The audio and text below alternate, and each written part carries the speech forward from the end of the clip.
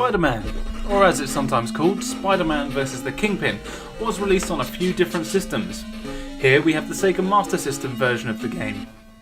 Released in 1991, this is another side-scrolling action 'em up, where you play as Spider-Man, who's been framed by the Kingpin, making the public believe that Spider-Man has turned to a life of crime, and making them believe that he set up a bomb that is going to explode in 24 hours, killing most of New York's inhabitants. Scary stuff.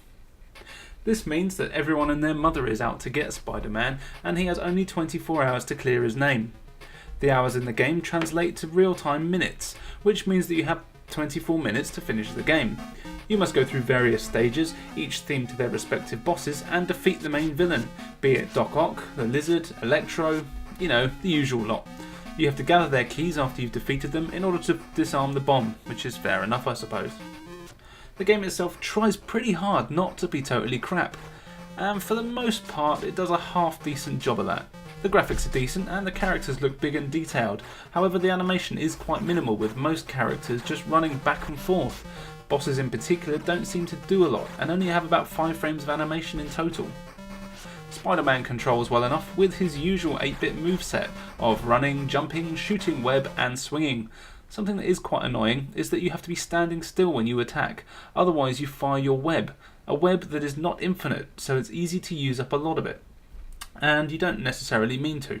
Luckily, it is quite easy to replenish. Something that's a nice touch is that you get to use Peter Parker's journalism skills, which is something that doesn't even come into play in most modern Spider-Man games. You can select his camera and then take a picture of the scene to earn money. You get more money as well for taking pictures of bosses. This money is automatically used to buy web cartridges. It's actually a pretty good idea.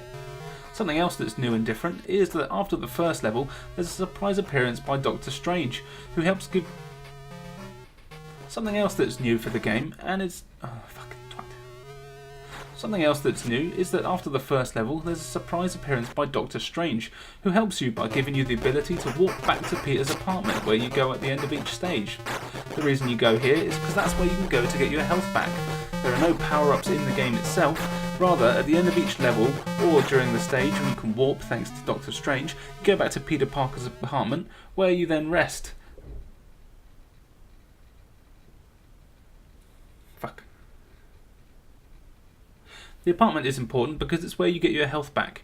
There are no power-ups in the game, instead you go to Peter's apartment where you can rest to get your health back. However, you have to remember that you're on a timer, and the more time you spend resting, the less time you have to complete the game and defuse the bomb. This, however, isn't too much of an issue, as the game is basically impossible anyway. Starting out quite simple, all you have to do is...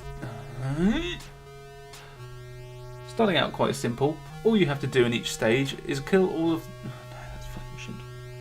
Starting out quite simple, all you have to do in each stage is go around and beat up all the thugs in the area.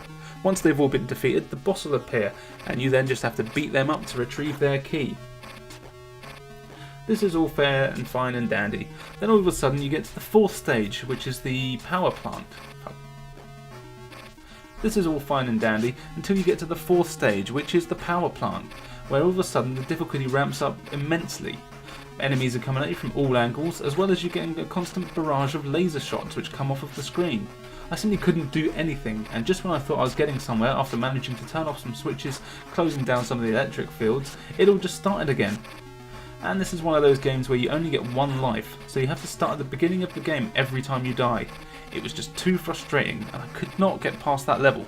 If anyone else has managed to, then kudos to you. Overall, the game is okay. Apart from this level, it could be that I'm just missing something, but I found it was just too annoying to keep restarting, so it's up to you if you want to add this to your collection.